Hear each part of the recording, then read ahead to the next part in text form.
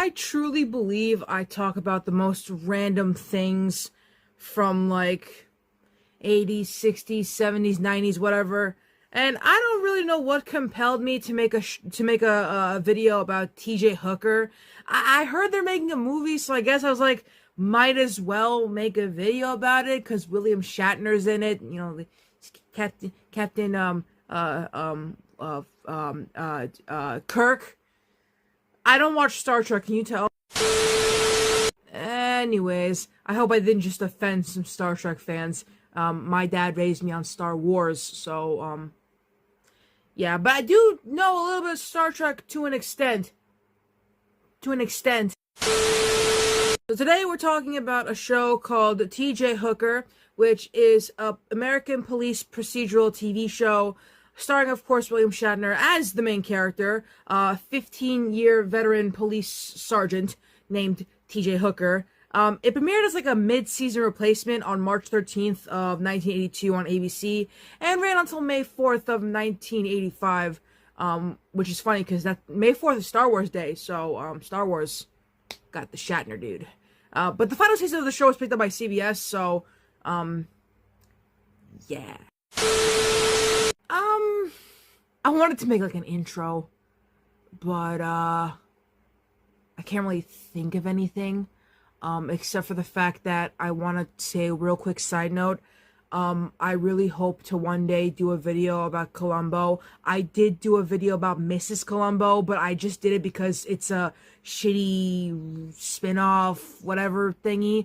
But I really want to one day do a Columbo video because Columbo is like the coolest dude ever.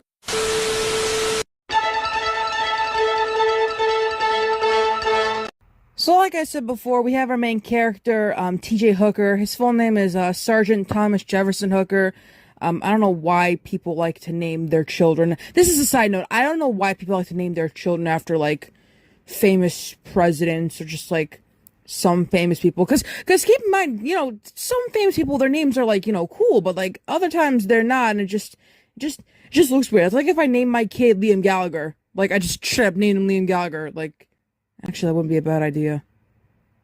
Wait, what was I talking about? Anyways, TJ Hooker used to be like a plainclothes, you know, LCPD. Oh yeah, by the way, I forgot to do like a quick little side note again. LCPD stands for Lake City Police Department, and it was used in this series as like a, you know, a fictional version of like the LA Police Department, I guess. It doesn't really matter, but I feel like I had to point it out.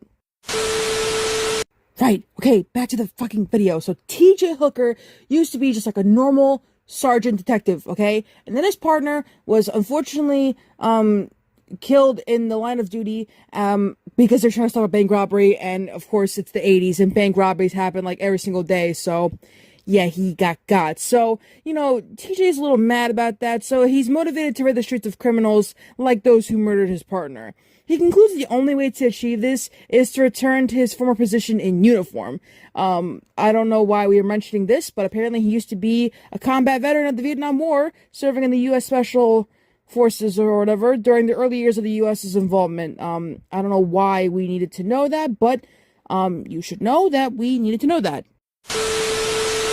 In the show's pilot/TV movie, The Protectors, TJ Hooker in uniform trains a group of police army academy recruits, including those played by a bunch of actors that I, you know, don't know and don't really care about. But one of them is Hal Williams, and he plays like a senior officer. And also Richard Hurd makes a brief appearance, which I don't know who he is either. I heard Hal Williams was in Sanford and Son, and the Waltons, but I don't know who the other guy is.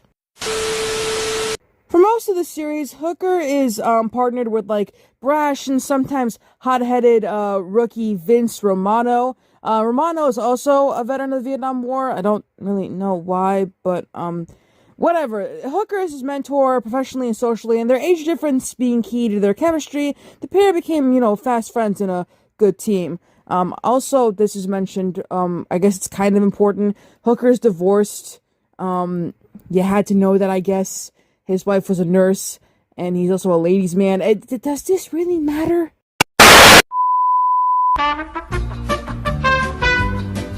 Anyways, for the final season of the show went from primetime on ABC to a late night slot on CBS during a period between cancellation by ABC and being picked up by, CBS. The man who played Romano, Adrian Zemed, accepted a job as a host of Dance Fever, which was an American musical variety TV show that aired from the late 70s to the late 80s. And this left Hooker, to patrol alone or work as a trio with the other characters of the show, often undercover.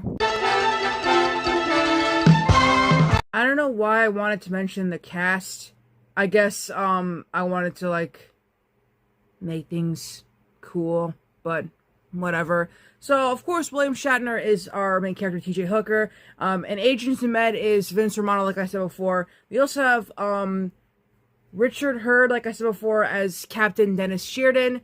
And we also have Heather Locklear in this show, which, if you guys don't know Heather Locklear, she is an actress. But I only know her, unfortunately, as being Tommy Lee's first wife. I wish I knew her as an actress and not the fact that she was married to Tommy Lee. Anyways, this series was created as a reworking of another cop show called The Rookies, which came out in 1972, which makes me wonder if The Rookie is kind of a remake of The Rookies, but whatever. Anyways, the show was originally called The Protectors instead of TJ Hooker, and it was decided after the pilot to focus the series on the star of the show, of course being TJ Hooker, so they renamed it to that. And initially, it gave a more procedure-based view of police work than other cop shows of its era, but of course it didn't continue beyond the early episodes. The LCPD Academy scenes were filmed at the LA Police Department Academy at Elysium Park. Though this series was produced in Burbank and filmed in Greater Los Angeles, the setting was never disclosed in any episode of the show. After all, it's like a fictionalized version of Los Angeles, and they are in a place called Lake City. It's just, it don't really matter. So, I don't know if I mentioned it before in the video, but the show was canceled by ABC in 1985, and the final ABC episode was a proposed reworking of the series set in Chicago, but CBS picked up for the late night and produced 17 new episodes in LA, plus a 2-hour primetime movie in Hawaii called Bloodsport, and new episodes were part of the CBS late night program block, and the TV movie and the penultimate episode were both aired by CBS on May 21st of 1986, with the finale 1 week later. The late night episodes were made on a low budget and reused action sequences from previous years, because why not?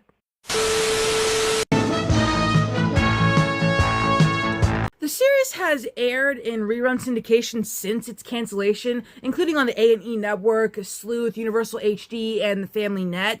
More recently, MeTV and VTV have carried the program, and it has aired on MeTV Plus since 2023, which MeTV, they're known for airing kind of old shows. I know them for airing Monkeys. Oh, the camera's tilting, I didn't even realize. I know them for airing Monkeys episodes, when that happened in 2022, I think. So, yeah.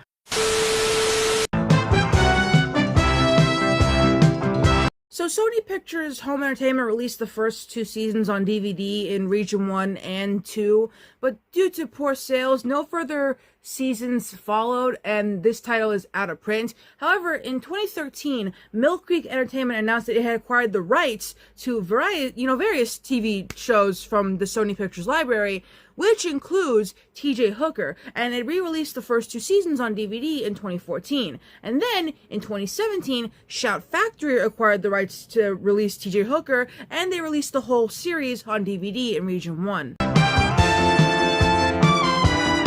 So, in August of last year, I saw an article talking about how the show was going to be rebooted into a movie for Netflix. And I was like, okay, I guess this is what, gets me to make a video about it. The Netflix adaptation of the movie will aim for a more meta and comedic tone than the OG series. Producers have begun talks with Shatner with expectations that the 94-year-old will be involved with the project in some capacity. Um, I guess that's all there is to really say about it, I guess. Deadline was the first to report about the adaptation, and I don't think there's any more news about it currently, other than what I've seen. I am sure something will come up, at some point, or maybe it just isn't stuck in development hell. Who really knows? But that's really the whole, thing in a supposed nutshell, I guess. I don't know. I don't even know why I made this video in the first place. I guess if you guys wanted a show to watch, there you go. Were you bored? Did you want to watch an 80s show? TJ Hooker. My next video will be a bit more interesting, rest assured. It'll be talking about the Jetsons movie, which as a kid, I grew up with the Jetsons, and I did not know there was a movie. But even more so, I watched Nostalgia Critic talk about it, and he was mentioning how it was like such a cursed movie. Not that it was bad. I mean, it was kind of bad, but also but it's mainly the behind the scenes that makes it cursed. So in the next video, we will be talking about the Jetsons movie, but more so the cursedness behind it, like ooh or whatever. I've seen the critic talk about the movie. I think I can get how it is. I don't really want to review it. I just wanted to talk about the curse. Oh.